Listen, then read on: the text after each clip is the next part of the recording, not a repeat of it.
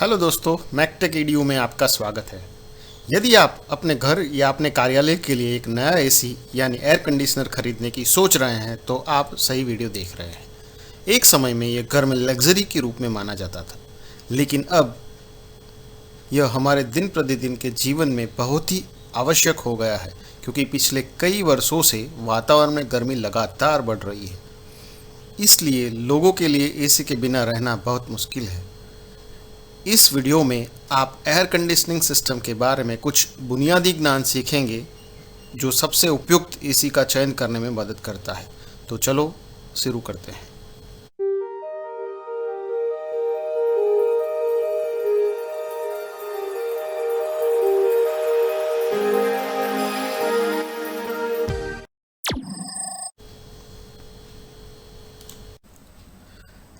अभी तक आपने अगर इस चैनल को सब्सक्राइब नहीं किया है तो सब्सक्राइब करें। तो आइए देखते हैं एसी की कीमत को छोड़कर कोई भी नया एसी खरीदने से पहले हमें किन महत्वपूर्ण मानकों या पैरामीटर पर ध्यान देना चाहिए। पहला पैरामीटर रूम साइज और यूनिट कैपेसिटी है। आपके दिमाग में पहला सवाल एसी की क्षमता को लेकर आता है कि क्या 1 टन, 1.5 टन या किसी अन्य के साथ जाना है।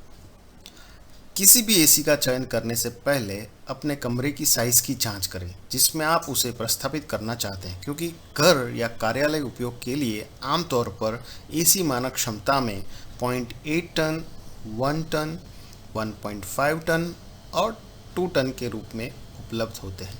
इसलिए कमरे के साइज पर निर्भर करते हुए आपको सर्वश्रेष्ठ प्रदर्शन प्राप्त करने के लिए सही क्षमता का चयन करना चाहिए। उदाहरण के लिए, यदि आपके कमरे का साइज 90 वर्ग फीट से कम है तो 0.8 टन अच्छा है।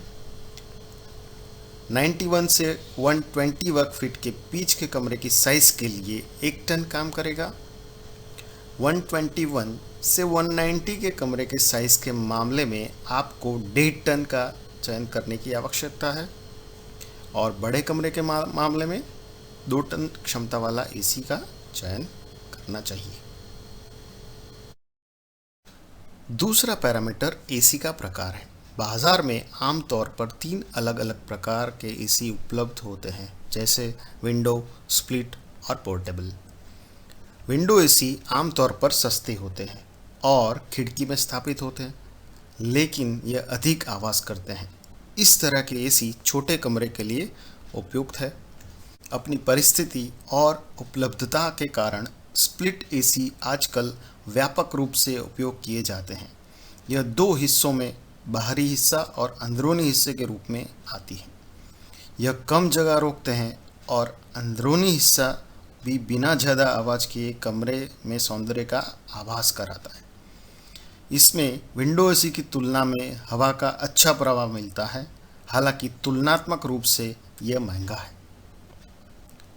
आजकल तो पोर्टेबल एसी भी उपलब्ध है। इसके नाम के अनुसार आप उसे एक स्थान से दूसरे स्थान पर आसानी से स्थानांतरित कर सकते हैं। किसी भी निश्चित स्थान पर स्थापित करने की आवश्यकता नहीं है, इसलिए किसी भी स्थान पर उपयोग करने योग्य है।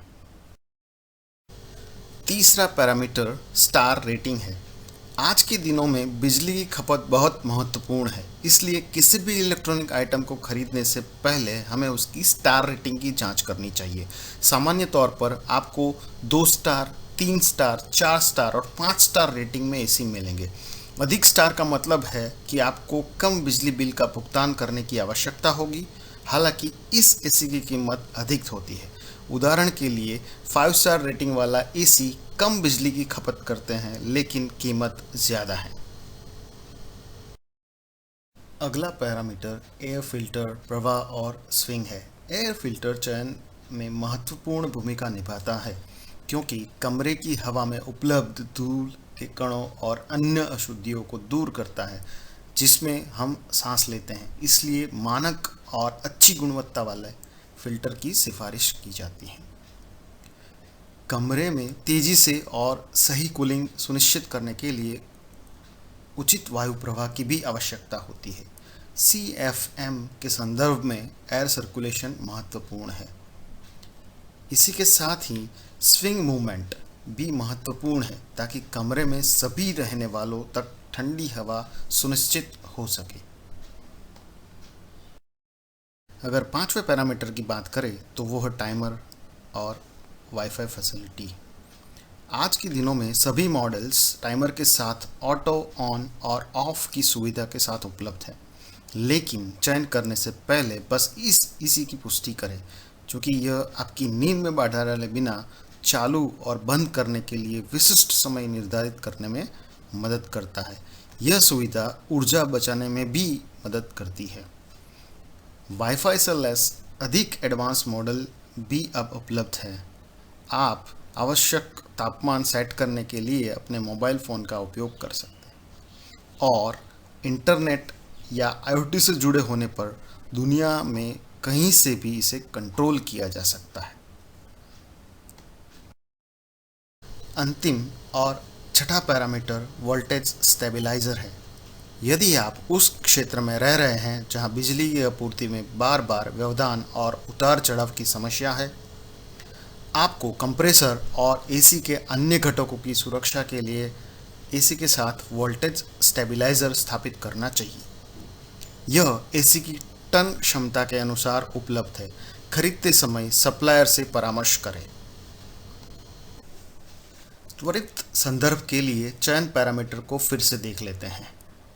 कमरे का आकार और यूनिट की क्षमता, AC का प्रकार, स्टार रेटिंग, एयर फिल्टर प्रवाह और स्विंग, टाइमर और वाईफाई फैसिलिटी और वोल्टेज स्टेबलाइजर का उपयोग। मुझे उम्मीद है कि साझा जानकारी आपको अपनी आवश्यकताओं के अनुसार सर्वश्रेष्ठ AC का चयन करने में मदद करेगी। देखने के लिए धन्यवाद। यदि आप इस वीडियो को पसंद करते हैं तो उसे लाइक और शेयर करें। इस तरह के और अपडेट के लिए नीचे दिए गए हुए बेल आइकन को प्रेस करें और हाँ, इस चैनल को सब्सक्राइब करना न भूलें।